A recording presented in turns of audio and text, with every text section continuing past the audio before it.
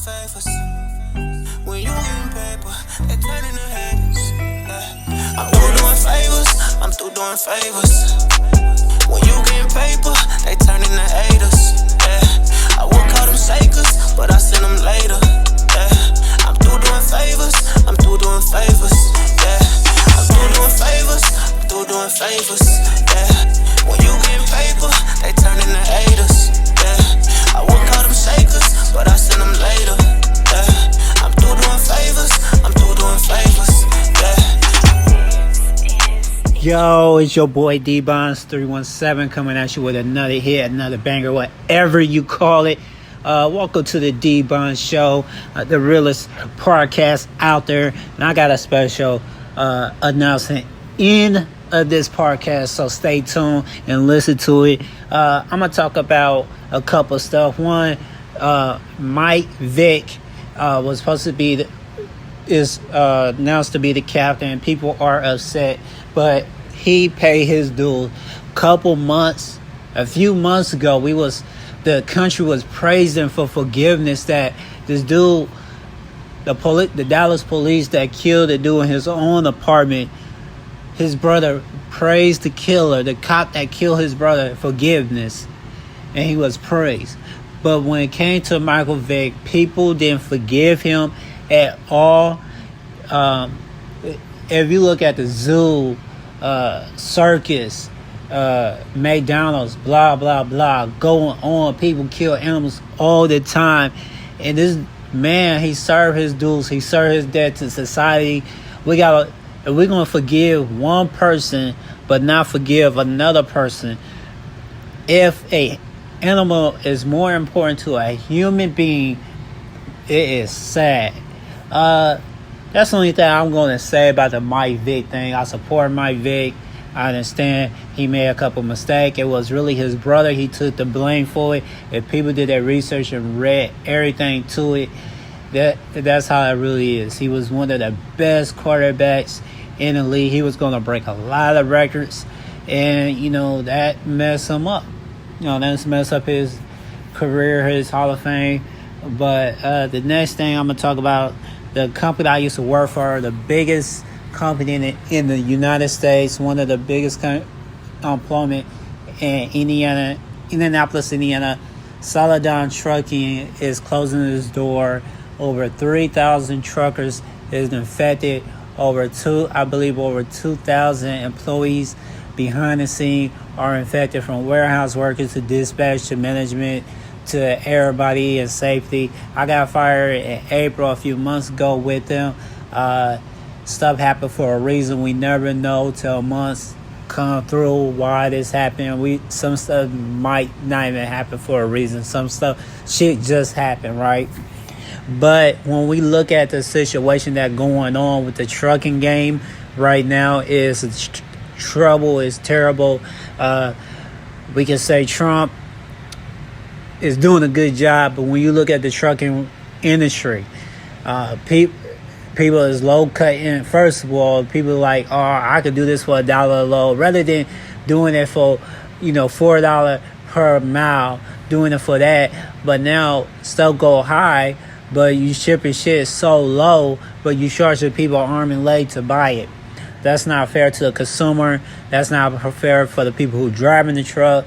I get paid 40 cents. I get paid 40% of the load. I do gas trucks. I drive gas. I haul gas right now.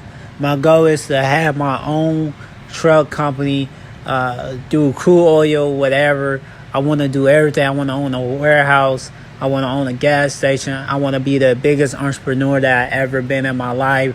I don't care about who's next to me, who the other big entrepreneur. I want to be in the game that I could be. Now, we look at the situation where this is one of the biggest truck companies have closed down. This is not a little truck company. This is not like the mom and pop truck companies that has been shutting down, like Eagle and all them. This truck company is up there as one of the top big companies, like CR England, Swift, Knights. Swift and Knights team up, so they make them one of the biggest truck company in North America. Celadon is like right down the street from me, and this is crazy because I used to work for them, and they pay their drivers like shit. So I don't, and I'm hearing now on Facebook that I'm going down my timeline. They turn off their fuel cards. Some people is trending. Some people can't get home. Some drivers can't get home. It's a training school. It's a training company too. So when new drivers come, they not making money like somebody like on my level or somebody above me who can make $80,000 a year. They making like 30, and they probably just not getting their paycheck. Because when I was working there, I was just taking home $500 a week or $400 a week, and I was home every other day. They had me going to Kentucky, Tennessee, Georgia, Ohio, Michigan, Kentucky. Did I say that? Illinois, Indiana, so on and so on. And I got stuck in the mud. Where I was trying to miss a mailbox. My dry tires got stuck in the mud, and my left dry tires got stuck in the mud, and it was a small street. It was taken to the food banks where it was only not made for our trucks.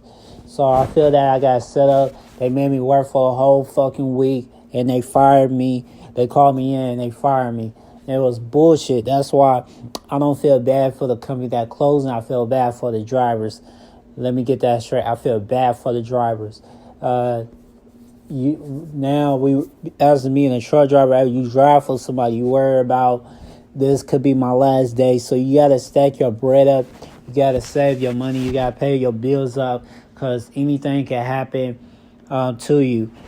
This is like the craziest thing that I ever seen to a big company. This is a large company. This got over 3,000 drivers, 6,000 tractors, trailers. They got warehouses.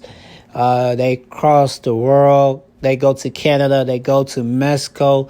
They are a big, huge company. You see they trucks everywhere. They go like 63, 65 miles per hour.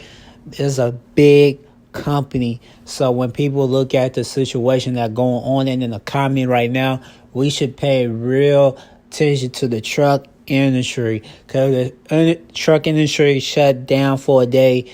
The whole United States is in trouble, from medicine to everything that is moved, meat, food, milk, all this stuff that people, even almond milk, whatever you drink, whatever you eat, is brought to you by a truck from a warehouse to another warehouse to the store to another store, so on and so on. So for all the rookies that drive for Celadon, y'all need to stack your bread up. Y'all need to pay attention. Y'all need to just worry about how y'all going to do this. This is one of the biggest truck companies that closed, and it probably won't be the last truck company. Trump ain't going to do shit for y'all. You're going to have to do it yourself. Stop looking for the government. Stack your money up. Start your own business. You're going to have multiple income in 2020. The outcome is you got to start having multiple income in 2020, because this is uncalled for. This shouldn't even happen. The executives, they just got charged with fraud. That is wow. They on Wall Street, they stocks got suspended. So no, even shareholders are in effect. So it's the trickle effect. People who have contract with them, now they got hurt, been fined more contractors. This opened up the door for people this opened up for doors who want to snatch up, people who want to snatch up trucks from Celadon. I want to get, man, if I could get a trust for the low or free, I could open me a trucking school. I could charge $1,000 a head, teach people how to drive a truck, whatever, or hire somebody who is a good instructor in driving the truck and back and understanding that the states passing the CDL.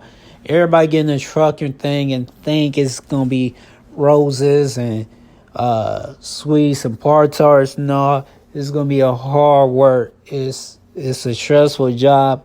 It's mental. It could be mental drain. It could piss you off on a daily basis, from people driving, from your dispatch to everybody, customers. You could just you feel like you about to snap for real. That's how irritated trucking is, and people don't understand that. So, if you a Celadon driver, you better find your way home. Go with a small truck company. You never know the outcome. Save 50% of your check. Well, I need to start doing myself. Save 50% of your check, or do it 80-20. Save your money. Save 20% of your check, and boom, you be all right. Make sure you pay your rent, your bills. Make sure you pay that. Keep it on. All right. It's your boy, D-Buns.